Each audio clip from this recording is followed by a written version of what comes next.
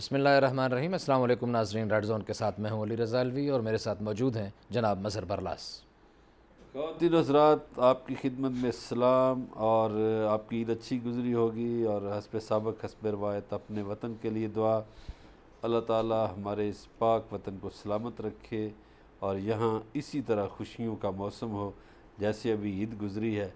اگرچہ یہ کرونا کا موسم ہے اور اس میں سوشل ڈسٹینس بھی رکھنا پڑتا ہے، اور مجھے فراز صاحب کا شعر بڑا یاد آتا رہا علی رضا الوی صاحب بار بار کہ جی کوئی ہاتھ بھی نہ ملائے گا جو گلے ملو گے تو پاک سے، واہ یہ نئے مزاج کا شہر ہے ذرا فاصلے سے ملا کرو۔ واہ واہ واہ۔ لیکن جس زمانے میں فراز صاحب نے یہ شعر لکھا تھا، لگتا ہے ان کے وہم و گمان پہ بھی نہیں ہوگا کہ ایک ایسا سماجی دور بھی آئے گا کہ جب لوگوں کو ہاتھ ملانے سے بھی مسئلہ درپیش ہوگا، گلے ملنے سے بھی مسئلہ درپیش ہوگا، اور یہ چیزیں بیماریوں کا باعث بن جائیں گی، تہذیبی رویے بدل جائیں گے۔ الوی صاحب 6 ماہ پہلے دنیا کیسی تھی اور اب دنیا کیسی ہے؟ ایسے یعنی شادیوں کی تقریبات تبدیل ہو گئی، تبدیل ہو گئی، فنکشنز نہیں ہو رہے، صحیح ہے، جو ہو رہے ہیں مجبوراً وہ بھی تبدیل ہیں۔ بالکل صحیح۔ اچھا، ہر ایک نے ماسک پہن رکھا ہوتا ہے، جہاں بھی سماجی کوئی گیدرنگ ہو، ویسے تو ہوتی نہیں ہے۔ اسی طرح عیدوں کے مزاج بدل گئے ہیں۔ ایسے ہی پہلے وہ جو ہوتا تھا گلے ملنا، اتفاق سے بڑا عید مبارک کہنا، وہ اب سوشل ڈسٹینس کے باعث یا فونوں پہ ہو گیا ہے، یا آپ کسی کو کہہ دیتے ہیں عید مبارک جی۔ جی جی بالکل۔ ابھی کچھ دن پہلے، یہ عید سے کچھ دن پہلے ایک خبر دیکھ رہا تھا کہ سعودی عربیہ میں ایک شادی ہوئی ہے، جی آن لائن شادی ہوئی ہے، زوم پہ شادی ہوئی ہے، اور جو سارے شرکاء ہیں انہوں نے زوم پہ شرکت کی ہے۔ مولوی صاحب نے نکاح بھی زوم پہ پڑھایا ہے۔ یہ ایک زوم ایپس ہے جو بچے تو خاص طور پر جانتے ہیں، جو میں ہماری میٹنگیں ہوتی ہیں اس پہ، ہماری نہیں، ان ناظرین کے لیے جو دیہات سے تعلق رکھتے ہیں ان کو بتانے کے لیے تھوڑا واضح کروں تو اس ایپ کے ذریعے بھی سارے وہ نظر آ رہے ہیں، ایک دوسرے کو وہ دیکھ رہے ہیں، اور اس پہ شادی ہو گئی ہے جناب، اور وہ گئے ہیں خاموشی سے، دلہن کو لے کے گھر آ گئے، اور انہوں نے کہا کہ جب کورونا ختم ہو جائے گا تو پھر سوچیں گے ولیمہ کرنا ہے یا نہیں کرنا۔ اور حج دیکھ لیں، حج ابھی مطلب ہے کہ ہماری اتنی بڑی مذہبی عبادت، دیکھ رہے تھے نا حج، جی جی، کہ کس طرح سوشل ڈسٹینس کا مظاہرہ ہو رہا تھا، اور کتنی قلیل تعداد میں لوگوں نے حج کیا، 1000 بندہ ٹوٹل اس میں رکھا گیا۔ وہ جوش و خروش ہی نہیں رہا زندگی میں۔ اچھا، حتیٰ کہ دیکھیے یہ کتنے اس کورونا نے انسانی زندگی پہ کتنے اثرات ڈالے ہیں۔ وہ جیسے ہم دوسری ملاقاتوں اور گلے ملنے والی بات سے ہٹ کے، سعودی عربیہ نے اپنے اعداد و شمار جاری کیے ہیں، کوئی 250 کے قریب 244 ایسے افراد کو گرفتار کیا گیا ہے جنہوں نے اجازت کے بغیر ان مقدس مقامات کی طرف جانے کا ارادہ کیا یا رخ کیا جہاں جانا ہمارے لیے عبادت کا حصہ ہے، یا حج جن کے اوپر فرض ہے اور ہمارا جانا بہت زیادہ ضروری تھا، لیکن کیونکہ سوشل ڈسٹینسنگ اور نئے قوانین اور نئی دنیا، یعنی وہ جو آپ لوگ پہلے کہا کرتے تھے کہ اس کورونا کے بعد ایک نئی دنیا جنم لے گی، ابھی تو خیر بات تو نہیں آیا، ابھی تو اس کو بھگت رہے ہیں، تو اس میں ایک واقعی ایک نئی دنیا کا جنم ہو رہا ہے نا۔ بالکل جی، نئی دنیا ہے۔ آپ دیکھیں کئی کاروبار بند ہو گئے ہیں، اور جو کاروبار چل رہے ہیں وہ بھی مخصوص ہیں، اور پھر کاروبار کی ٹائمنگ بدل گئی ہے۔ ایسے ہی ہے، تو لوگوں میں ایک طرح سے واقعی نئی دنیا ہو گئی ہے، نیا جہان ہے، نئی دنیا ہے، ایسے ہی وہ رونقیں نہیں رہی زندگی میں، وہ نہیں رہی۔ البتہ یہ ہے کہ عید سے پہلے میں دیکھ رہا تھا ایسے ہے جیسے تنہائیوں کا موسم، تنہائیوں کا موسم ہے، اور یہ عید سے پہلے خیر گورنمنٹ نے ایک ایڈوائزری جاری کی ہے، آفیسز کا تو ٹائم انہوں نے ٹھیک دوبارہ وہ برابر بحال کر دیا، آج سے یعنی منڈے سے 9 سے 5 کر دیا، 9 to 5 ہو گیا ہے۔ اچھا ویسے آج چھٹی ہونی چاہیے تھی، آج عید کا تیسرا دن ہے۔ مولانا مفتی منیب الرحمان صاحب نے کہا بھی تھا، وزیر اعظم سے ریکویسٹ بھی کی تھی، لیکن میرا خیال ہے مولانا 3 دن کی عید ہوتی ہے نا، وہ انہوں نے تو شرعی حوالے سے کہا، لیکن میرا خیال ہے وزیر اعظم صاحب فواد چودھری کی بات زیادہ مانتے ہیں، مفتی صاحب کی بات نہیں مانی انہوں نے۔ اچھا، فواد چودھری کا اور مفتی صاحب کا بھی میچ لگا ہی رہتا ہے، وہ چلیں ایک اچھی رونق مل جاتی ہے عیدوں کے موقع پہ تھوڑا سا۔ فواد چودھری کی بات کو قوم زیادہ سراہتی ہے، اس لیے کہ یہ ایک سائنسی عمل ہے، چاند دیکھنا جو ہے، صحیح ہے، اور یہ کوئی مذہبی عمل نہیں ہے۔ چاند کا دیکھنا جو ہے یا دوربینوں سے مدد لینا، دوربین بھی تو سائنسی کام ہے. تو مفتی صاحب میرا خیال ہے اپنی ضد چھوڑ ہی دیں. ویسے بھی مفتی صاحب کو تو 20 سال ہو ہی گئے ہیں میرا خیال. نہیں خیر ٹائمنگ کی تو ایک علیحدہ بات ہے. برلا صاحب آپ کا نقطہ نظر کا بڑا احترام ہے، لیکن جو دینی مکتب فکر سے تعلق رکھنے والے لوگ ہیں نا، وہ کچھ ایسی احادیث پیش کرتے ہیں. وہ یہ کہتے ہیں کہ سر دین اسلام تو قیامت تک ہے، ابدالآباد تک ہے. سرکار دو عالم صلی اللہ علیہ وسلم بہت زیادہ بہتر جانتے تھے کہ آنے والے دور میں سائنسی ایجادات ہو جائیں گی، لیکن سرکار نے فرمایا ہے رویت کا، آنکھوں سے دیکھنے کا اور آنکھوں سے دیکھ کے گواہی حاصل کرنے کا. اچھا تو یہ جو دینی لوگ ہیں، بالکل ٹھیک آپ نے کہا. ہاں تو پھر یہ جو ہمارے مفتیان ہیں یہ کیوں دوربینوں کا سہارا لیتے ہیں اور سائنسی آلات کا سہارا لیتے ہیں؟ نہیں دیکھتے تو آنکھ سے ہیں نا. ایک چیز کو دوربین جو ہے قریب کر کے لے آتی ہے. مثال ہے آپ نے اینک لگا رکھی ہے، اچھا میں قریب کی اینک استعمال کرتا ہوں تو وہ ضروری ہے مفتی صاحب ہی دیکھ لیں، وہ علی رضا حلوی صاحب بھی دیکھ یہ سکتے ہے، ہیں، مظہر برلاس بھی یہ دیکھ ہو سکتا ہے. اس میں. اچھا یہ آپ نے بڑی خوبصورت بات کی برلا صاحب کہ یہ دیکھیں مصر والوں نے جان چھڑا لی نا کہ نماز پڑھانے کے لیے ضروری نہیں ہے کہ ایک مولوی ہی رکھا ہو، ایک پیش نماز ہی رکھا ہوا ہو. ٹھیک ہے، خدا یہ تو خود فرمایا گیا کہ ہر انسان کے اوپر اتنا علم دین حاصل کرنا واجب ہے، فرض ہے، جتنی اس کی ضروریات ہوں. مثلا نکاح، جنازہ، نماز، خطبہ، عیدیں، یہ وہ قربانی کے لیے یہ چیزیں، عقیقے کی دعائیں، بھئی یہ بندے کو آنی چاہیے. یہی ہمارا ضروری ہے کہ اسلام میں ہمیں پتہ ہو یہ فعل حرام ہے، یہ حلال ہے. اتنا فرمایا گیا کہ اپنا ہر چیز ہم نے یہاں ایک پوری فرنچائز دے دی. اللہ نہ کرے ہمارا مقصد کسی علماء کی توہین نہیں، شعبہ بنا دیا علماء کا. اور علماء خود یہ بات کہتے ہیں کہ بھائی ہمیں خود جو پڑھاتے ہیں، جو شارٹ کورسز کرواتے ہیں، وہ کہتے ہیں کہ بھئی بچوں کو پڑھائیں، دین اتنا پڑھائیں، انہیں ہر چیز کا پتہ ہونا چاہیے. اچھا جی، جو شروع اسلام کے دن ہیں، جو ابتدائی ایام ہیں، اس میں تو کوئی ایسا نہیں تھا کہ فلاں کی ڈیوٹی نماز پڑھانا ہے. ایسا ہی ہے، نو، بالکل صحیح ہے. جس کا دل ہے پڑھاتا تھا، جو بھی آتا تھا، کسی کو بھی آگے کھڑا 3 بندے ہیں تو ایک بندہ آگے جو ان میں سے بہتر ہے وہ آگے کھڑا ہو جائے، 5 ہیں تو ایک کھڑا ہو جائے. اللہ اسی طرح جہاد میں یہ ہوتا تھا. صحیح ہے. تو مسلمان جو بھی ہے وہ امامت کرا سکتا ہے. اچھا یہ تو امیر کا تصور بھی ہے نا مظہر برلاس صاحب کہ اگر آپ 2 بندے، ہم مثلا سفر پہ نکلے ہیں تو ایک بندے کو اپنا رہنما بنا لیں، 3 ہیں تو 3 میں سے ایک کو بنا لیں، 5 ہیں تو کہ بھائی آپ جو ہے وہ آپ کا رہنمائی چلے گی، آپ جس طرح. اچھا جی، یہ چل پڑا ہے بات ایک چلی ہے عید کی، خوشیوں کی. تو عید جب ہوتی تھی نا تو نبی پاک صلی اللہ علیہ وسلم کے ان کے بچے تو ان کے نواسے ہی تھے، بلا شبہ حسن اور حسین. جی ہاں، وہ دونوں ان سے بہت پیارے بھی تھے. تو عید پہ نبی پاک صلی اللہ علیہ وسلم ان کے لیے خاص خوشبوؤں کا اہتمام کرتے تھے، خاص لباسوں کا، اور ان کے ساتھ بڑا ٹائم گزارتے تھے. ایسا ہی ہے. اور قربانی کے جو جانور ہوتے تھے ان کے ساتھ بھی یہ دونوں شہزادے بہت کھیلتے تھے. اور نبی پاک تو ظاہر ان کو پیار کرتے تھے، اپنے کندھوں پہ بٹھا لیتے تھے. لباسوں کی تو بات یہ ہے کہ یہ تو تاریخ میں یہ بھی ہے کہ ایک دفعہ وہ بچے آئے جناب سیدہ کے پاس، اپنی والدہ محترمہ کے پاس، تو پوچھا کہ ماما ہماری عید کے کپڑے کدھر ہیں؟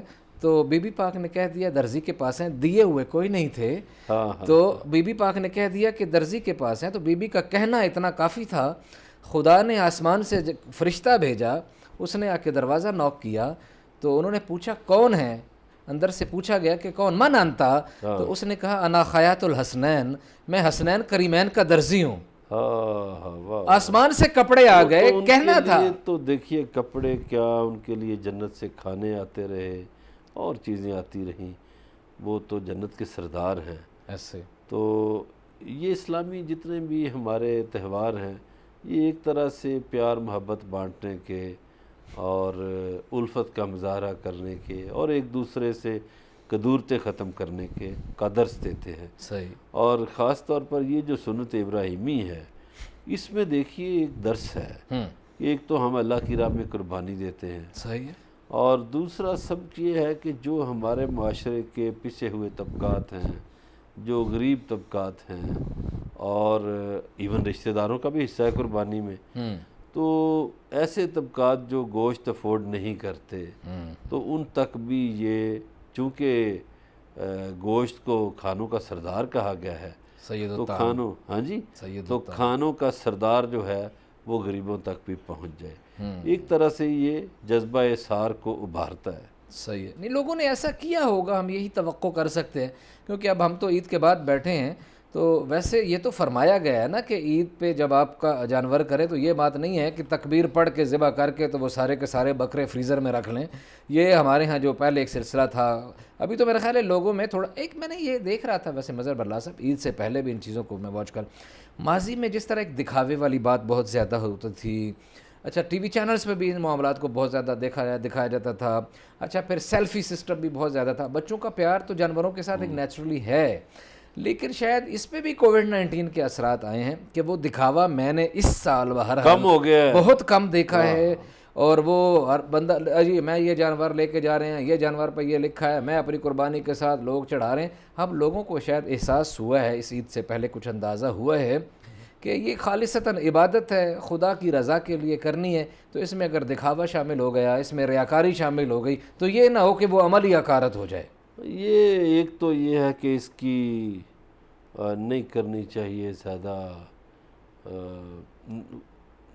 نمائش نہیں کرنی چاہیے کہ میں نے اتنے کا جانور لیا, اتنے کا بکرا لیا, فلانا لیا. تو لوگ پچھلے سال مہنگے جانور خرید کے ایک طرح سے خود نمائی کرتے تھے, اور یہ واقعی یہ تو ایک تکبر میں, غرور میں ایک بات آ جاتی تھی کہ بھئی میں بڑا امیر آدمی ہوں تو میں نے اتنے کا فلاں جانور لیا ہے. تو اس میں سے وہ جذبہ جو ہے اظہار کا وہ تھوڑا کم ہو جاتا تھا. صحیح ہے. تو وہ ہم ایک تذکرہ بھی کر لیں کہ عید سے پہلے ہمارے اسلام آباد میں آپ کو پتہ ہے کہ جس دن حج ہو رہا تھا اسی دن اسلام آباد میں پیر آف گولڈا شریف کا انتقال بھی ہو گیا تھا, وفات پا گئے تھے. بالکل صحیح ہے. وہ یہ اس علاقے کے ہم جہاں پروگرام کر رہے ہیں وہاں تو پیر میر علی شاہ کے کافی مریدین ہیں, اور باقی پورے ملک میں بھی ہیں ان کے مریدین, اور یقیناً یہ ایک تکلیف کی بات ہے, اور ہر انسان جو آیا ہے دنیا میں اس نے جانا ہی ہے. ہم بات چیت کا سلسلہ جاری ہے, ہمارے ساتھ رہیے گا, ملتے ہیں ایک بریک کے بعد.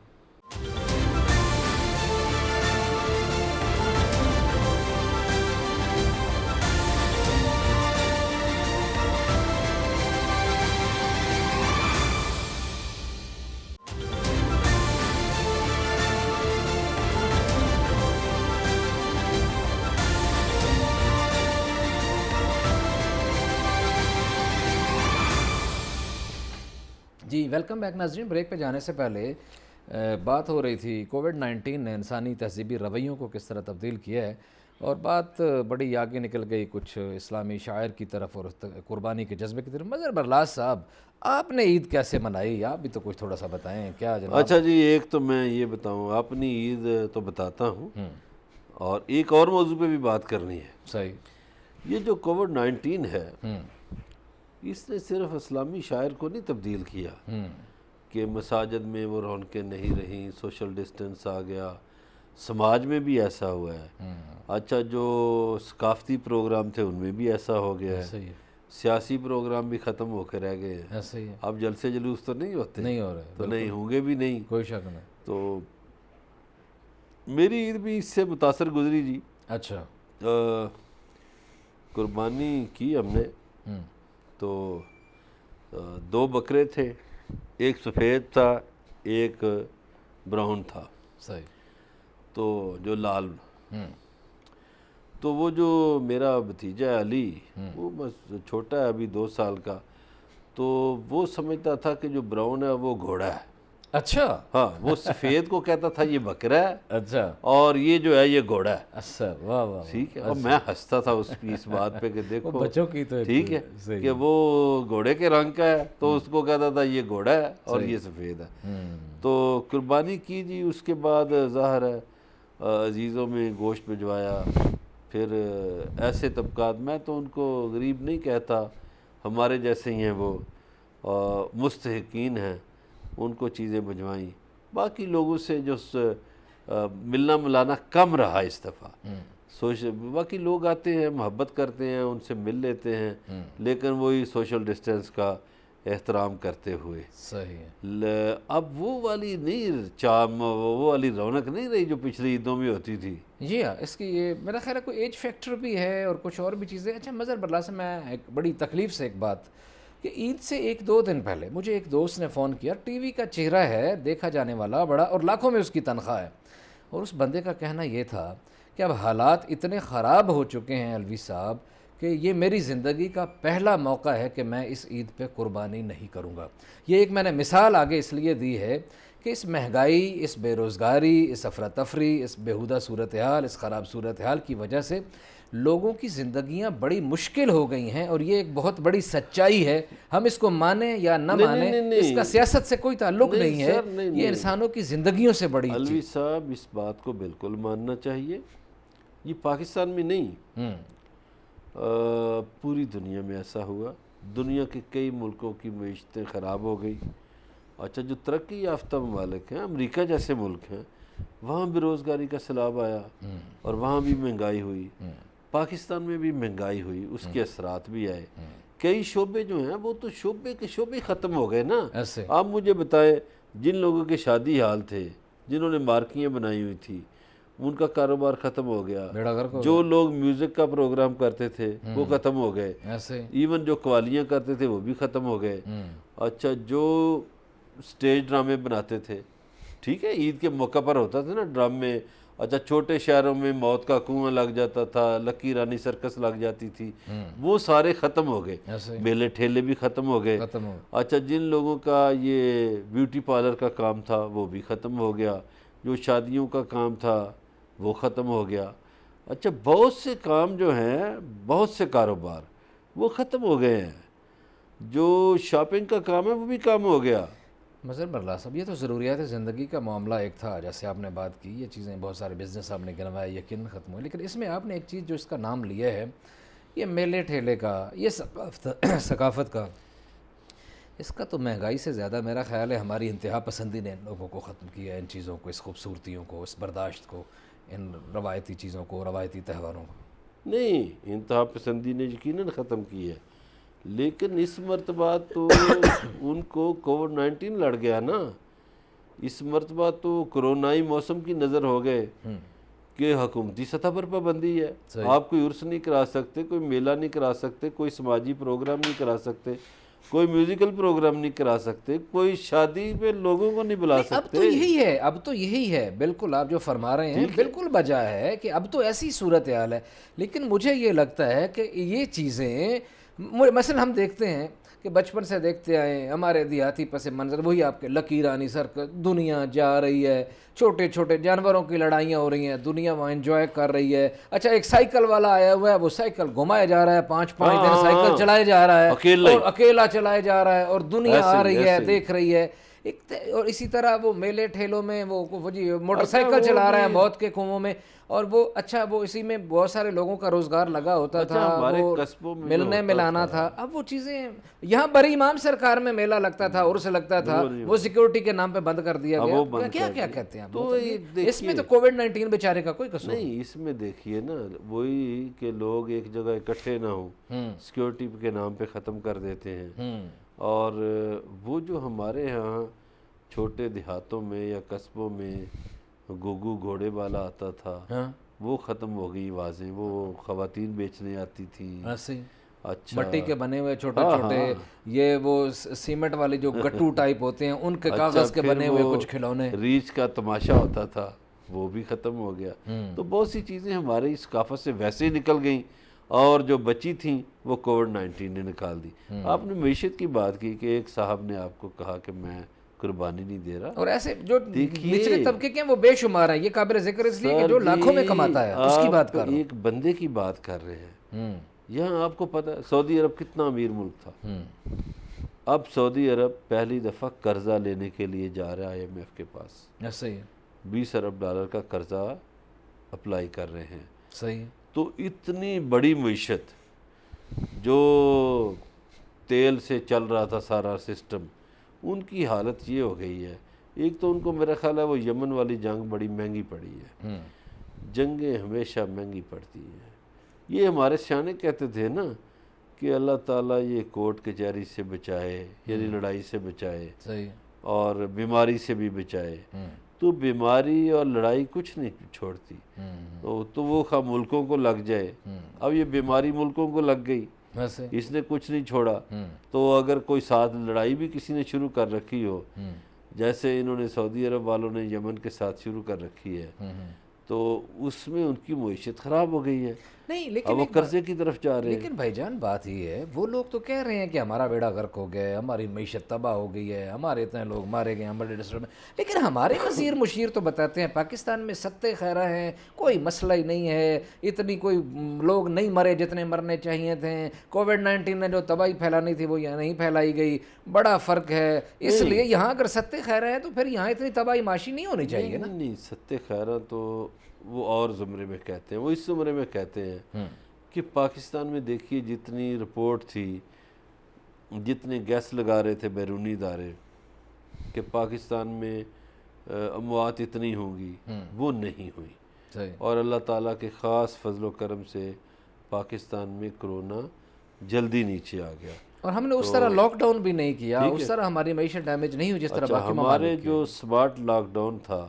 اس کی تعریف دنیا نے کی۔ صحیح دیکھیے یہ کچھ باتیں ماننی پڑتی ہے، ہیں، بالکل ظاہر ہے۔ آپ نے خود ہی کہا تھا کہ سیاسی مخالفتیں ایک طرف، سیاسی نظریات ایک آپ کی طرف، ہماری کس سے کیا مخالفت ہو سکتی ہے، ہم نے تو ایک لیکن تجزیہ یہ ہے دینا ہوتا کہ ہے نا۔ ہمارے وزیر اعظم کی جو سمارٹ ڈاؤن پالیسی تھی، سمارٹ لاک ڈاؤن والی، اس کی دنیا نے تعریف کی۔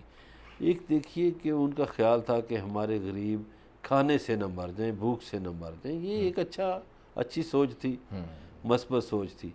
اب جو کاروبار تباہ ہوئے ہیں، بہت سے تباہ ہوئے ہیں اور بہت سے کم ہوئے ہیں، وہ تو ظاہر ہے ایک اثرات پڑے ہیں، نہیں، یہی تو مگر سب یہ جو ستے خیرہ والی بات ہے نا، دیکھیے پاکستانی معیشت اس لیے بہتر ہوئی ہے کہ ابھی پاکستان کے زر مبادلہ کے ذخائر جو ہیں وہ 19 ارب ڈالر ہیں، جی ہاں، یہ نہیں تھے اس سے پہلے۔ جی ہاں، پاکستان میں ترسیلات زر سے پیسہ زیادہ آیا ہے۔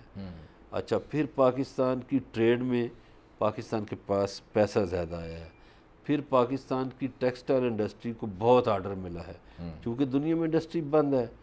اچھا پھر پاکستان کے چاول کی ویلیو بہت بڑھ گئی ہے۔ تو اس کے علاوہ ہمارا جو سی پیک پروجیکٹ ہے چین کے ساتھ جو ملا ہوا ہے، اس میں دیکھیے کئی ممالک شامل ہو گئے ہیں، اور پاکستان میں بجلی کے پروجیکٹ بہت لگ رہے ہیں، اور اس کے علاوہ پاکستان میں انڈسٹریل زون بن رہے ہیں۔ اب دیکھیے جب انڈسٹریل زون بن جائیں گے تو اس کا مطلب ہے ایک صنعتی انقلاب کی طرف ہم قدم بڑھائیں چل گے۔ پڑیں گے۔ تو جب وہ صنعتی انقلاب آئے گا تو لوگوں کو روزگار بھی ملے گا۔ ایک دن پہلے بھی میں نے بات کی تھی پروگرام میں کہ یہ جو ٹرکل ڈاؤن اکانومی ہوتی ہے نا، اس کے اثرات آپ کو کچھ عرصے بعد نظر آتے ہیں، یکدم نہیں نظر آتے۔ اوورآل پاکستان کی معیشت بہتر ہوئی۔ اچھا پھر عید سے پہلے آپ کو پتہ ہے وہ ایف اے ٹی ایف والے معاملے پہ بل بھی منظور ہو گیا، تو اس کی بھی ایک اچھی خبر آ جائے گی کہ پاکستان گرے لسٹ سے وائٹ میں آ جائے گا۔ تو وائٹ میں آ جائے گا تو پھر واقعی ستے خیرہ ہوں گی۔ پاکستان کی معیشت بہتر ہوئی ہے، پاکستان میں ترقیاتی کام بھی بہتری کی طرف جا رہے ہیں، پاکستان میں کرپشن بھی کم ہوئی ہے۔ یہ جو بات ہے نا کہ مہنگائی واقعی بڑھی ہے، مہنگائی بڑھنے کی وجوہات ہیں۔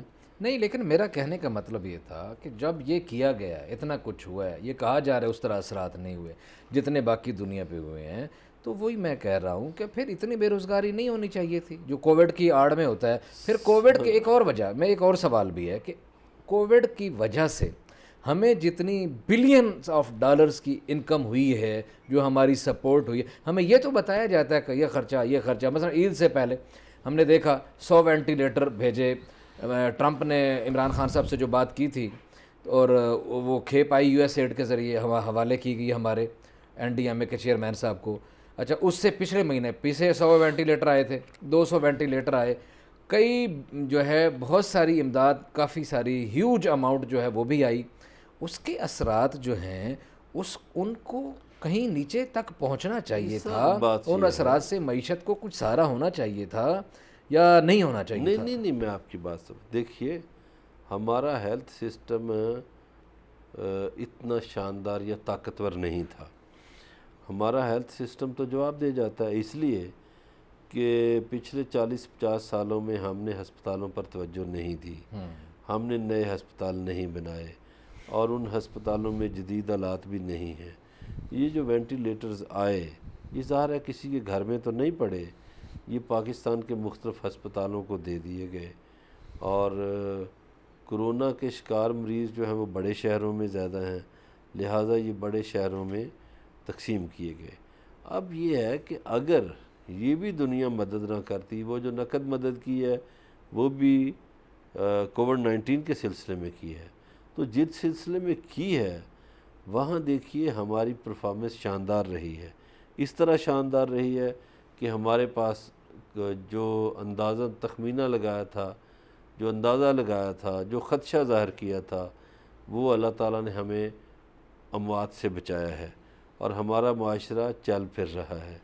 اب اس میں بہت سے شعبے جب برباد ہوئے اور کاروبار ہی ختم ہو گیا، تو پاکستان میں پہلے بھی آپ کو پتہ ہے چاندی شعبوں میں کاروبار تھا، تو وہ جب ختم ہوا تو اس کے اثرات مہنگائی کی صورت میں آئے، بے روزگاری کی صورت میں آئے، لیکن ہم اس سے نکل جائیں گے۔ دیکھیے ہم بچ گئے ہیں، ہمارے یہاں ہلاکتیں کم ہوئی ہیں، ہمارے ہاں زندگیاں بچ گئی ہیں، یہ اللہ تعالیٰ کا شکر ہے، کوئی بھوک سے نہیں مرا۔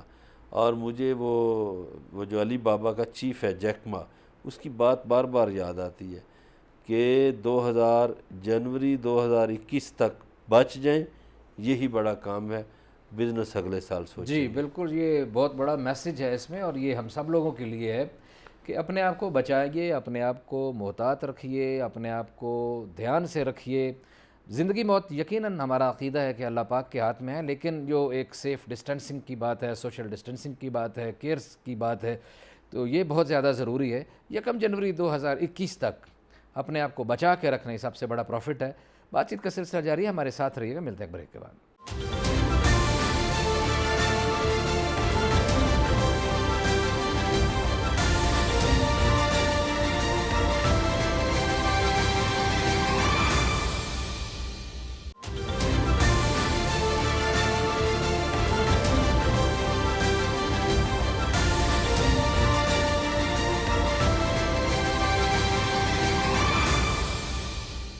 ویلکم بیک ناظرین، بریک پہ جانے سے پہلے بات ہو رہی تھی کہ احتیاط کیجیے، اپنے آپ کو بچائیے، اگر بچ جائیں، اور جیسے کہ وہ علی بابا والے نے کہا ہے .com والے نے کہ بچ جائیں 1 جنوری 2021 تک، تو یہی سب سے بڑا پرافٹ ہے۔ تو اس سے پہلے مظہر برلا صاحب ایک بات کر رہے تھے کہ کووڈ-19 نے سماجی، سیاسی، تہذیبی، ثقافتی سارے رویے بدل دیے ہیں۔ ثقافتی رویوں پہ تو ہم نے بات کی، لیکن بات کہیں اور نکل گئی۔ مظہر برلا صاحب، سیاسی رویے کس طرح بدل رہے ہیں؟ سیاست تو جاری ہے، بلکہ سیاست کا کھیل جاری ہے۔ نہیں، وہ کھیل تو جاری ہے، مان لیا۔ اب اس میں دیکھیں قومی اسمبلی کا اجلاس بھی ہوتا ہے، سینٹ کا اجلاس بھی ہوتا ہے، ضروری میٹنگیں بھی ہوتی ہیں۔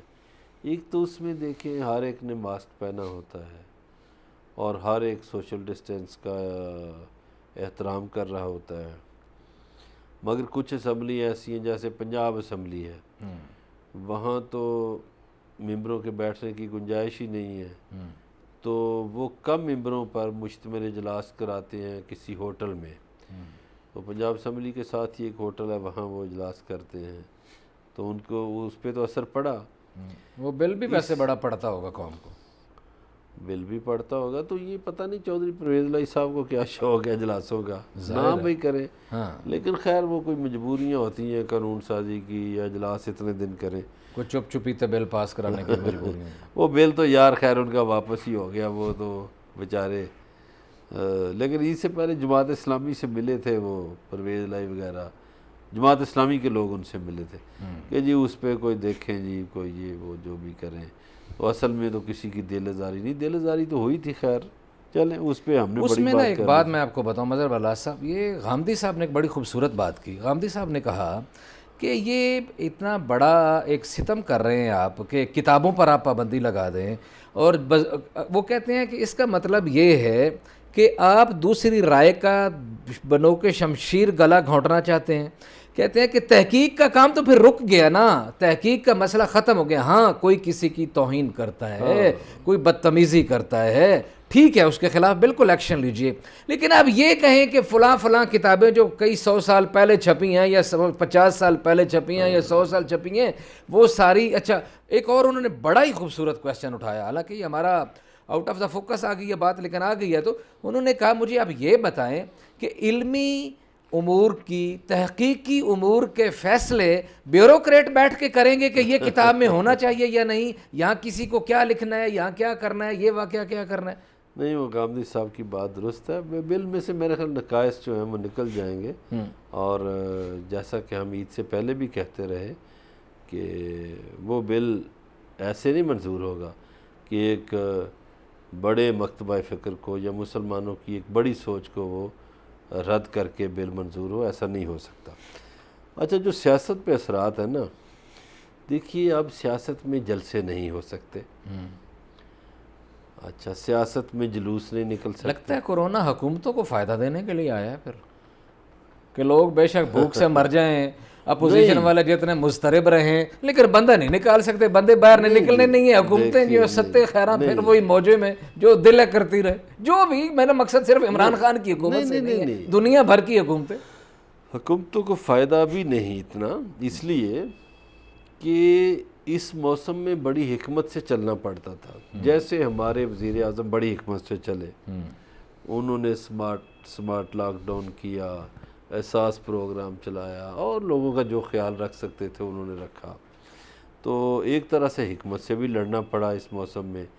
پھر ہمارے خطے پر جنگ کے بادل بھی ظاہر ہے چھائے ہوئے تھے, ابھی تک چھائے ہوئے ہیں, وہ منڈلا رہے ہیں بادل, بلکہ مشرق وسطیٰ پر بھی منڈلا رہے ہیں. صحیح ہے. تو سیاست جو ہے نا اس میں آپ یہ دیکھیے کہ یہ سوشل ڈسٹنس کو برقرار رکھ کے میٹنگیں تو کر سکتے ہیں, لیکن جلوس نہیں نکال سکتے, جلسہ نہیں کر سکتے. اور پھر ابھی عید کے بعد ویسے ہی آپ دیکھیے کہ 18-20 دنوں بعد محرم الحرام شروع ہو جائے گا, اور محرم سفر میں تو یہ ممکن ہی نہیں کہ سیاست کے جلوس نکل آئیں یا کوئی تحریک چل جائے. موسم بھی ٹھیک نہیں ہے. پھر اس کے بعد آپ دیکھیے کہ محرم سفر کے بعد ربیع الاول شروع ہو جائے گا, اس میں نبی پاک کی پیدائش کے حوالے سے جلوس نکلتے ہیں, میلاد شریف کے, ٹھیک ہے, وہ بھی شاید کم. تو سیاست کے لیے یہ مناسب نہیں ہے 3-4 مہینے, ٹھیک ہے. اور اس میں یہ سازشیں تو کریں گے, نہیں اے پی سی جو آ رہی ہے, اے پی سی کیا کرے گی؟ اے پی سی نے کیا کرنا جی. آپ دیکھیے عید سے پہلے حضور جو ایف اے ٹی ایف کے سلسلے میں بل تھا, تو وہاں اپوزیشن بڑے برے طریقے سے بے نقاب ہوئی.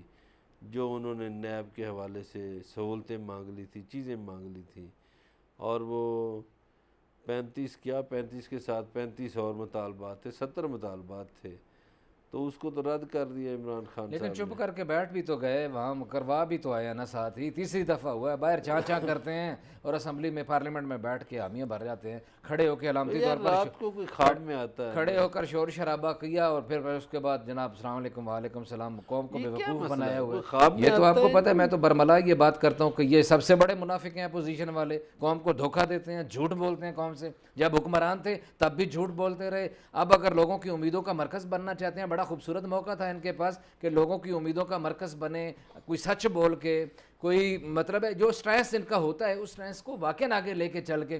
لیکن چاں چاں بہت کرتے ہیں سوشل میڈیا پہ ٹی وی چینلز میں بیٹھ کے, لیکن پارلیمنٹ کے اندر بھی کھڑے ہو کے نعرے بازی کرا کے, اور آخر میں جب بات ماننے کا ہوتا ہے کان لپیٹ کے بات مانتے ہیں. وہ گے جی وہ جائے. میرے خیال ہے کوئی خواب آتا ہے ان کو رات کو جب سوتے ہیں نا, تو خواب آتا ہے کہ صبح آپ نے بل کی حمایت کرنی ہے. مجھے لگتا ہے کوئی ڈنڈے والا بابا جو ہے وہ کوئی آتا ہوگا, جو جس طرح 25 دسمبر کو کچھ بابے آتے ہیں نا, وہ کرسچینس بابے جو سفید کپڑوں والے, یہ وہ سارے پہن کے سرخ رنگ کے وہ والے, تو اس ٹائپ ہیں جی, کرسمس کے موقع پہ. تو میرا خیال ہے وہ اس ٹائپ کا کوئی بابا جس کے ہاتھ میں ڈنڈا ہوتا ہے, وہ خواب میں آ کے بتاتا ہوگا کہ شاید اس طرح کرو. تو ہاں جی, کوئی اپنا کوئی بہت ہی کوئی فیض تقسیم کرنے والا بابا ہے جو آتا ہے, اور اس کی بات پھر یہ نہیں ٹالتے. وہ کہتے ہیں ہاں جی عمل کریں گے ہم. صحیح ہے. تو لیکن ایک لحاظ سے یہ اچھا بھی ہوا, جس سے ملک کا فائدہ ہوگا. اس بل پہ تو خیر یہ خوشی ہوئی کہ اس کا فائدہ ہوگا. باقی سیاست ویاست ابھی بھول جائیں, اور نیب کی عدالتیں اور بن رہی ہیں. چیئرمین نیب کو کہہ دیا عدالتیں بناؤ, تو باقی جن کی باہر جائیدادیں ان کے لیے بھی پریشانی ہے. وہاں نئے قوانین اپلائی ہونے لگے ہیں. تو میرا خیال ہے یہ کچھ نہیں بنے گا اپوزیشن کا۔ نہیں، عمران خان صاحب کی کیبنٹ سے جو لوگ چونا لگا کے نکلے ہیں ان کے خلاف بھی نائب کیسز بنیں گے یا نہیں؟ بنیں گے جی، میرا خیال کیبنٹ سے اور لوگ بھی جائیں گے۔ کوئی 2-3 لوگوں کے نام آ رہے ہیں ہاں کہ جن کی چھٹی ہونے والی ہے، اور وہ ہاتھ پاؤں مار رہے ہیں، پاؤں شاؤں پکڑ رہے ہیں۔ پہلے دو نے بھی بہت پاؤں پکڑے، ظفر مرزا نے بھی اور ثانیہ نے بھی، لیکن وزیر اعظم نے ان کی کوئی بات نہیں مانی۔ انہوں نے کہا کرپشن پہ کوئی بات نہیں چل سکتی۔ تو میرا خیال ہے ان دوستوں کی بھی چھٹی شاید ہو جائے جن کے ابھی نام آ رہے ہیں، ابھی ہم نام لیتے نہیں ہیں نہیں، کرپشن ہونی بھی نہیں کیونکہ وہ چاہیے۔ کوشش اچھا، ایک تو ہم عید کے اس موقع پہ ایک پیغام دیں ہوں کہ دیکھیے زندگی کتنے برسوں کی ہے، آپ زندگی میں حرام حلال کی تمیز رکھیں، اپنے بچوں کو سکھائیں کہ بیٹا حرام رزق نہیں کھانا، حلال رزق کھانا ہے، اور حلال رزق ہی میں برکت ہے، اسی میں بڑائی ہے، اسی میں خدا بھی راضی ہوتا ہے۔ تو رزق حرام سے بچنا چاہیے لوگوں کو۔ یہ جو بدعنوانی، رشوت یا کرپشن کے معاملات ہیں ان سے دور رہنا چاہیے۔ ایسے ہی ہے جب لوٹ مار کرتے ہیں آپ، اور بے تحاشا لوٹ مار کرتے ہیں، اور آپ کے ضروریات زندگی سے بڑھ کے وسائل آپ جمع کرنے کی کوشش کرتے ہیں، تو لوگوں کے لیے چھوڑ کے چلے جاتے ہیں، اولاد کے لیے چھوڑ کے چلے جاتے ہیں، جو اللہ تللو میں بگاڑ دیتی ہے، جو آپ کی ان کے پاس آپ کی قبر پر فاتحہ پڑھنے کے لیے آنے کے لیے بھی وقت نہیں ہوتا ہے۔ لیکن اگر آپ اولاد کی اچھی تربیت کریں اور اتنا ہی حاصل کرنے کی کوشش کریں جس سے ضروریات زندگی کا سلسلہ جو ہے وہ پورا ہو جائے، اور ایک باعزت اور آبرومندانہ زندگی جس سے گزاری جا سکے، تو میرا خیال ہے اتنی دولت ہی کافی ہوتی ہے۔ ناظرین، آج اتنا ہی، کل آپ سے پھر ملاقات ہوگی۔ اپنا خیال رکھیے گا۔ اللہ نگہبان۔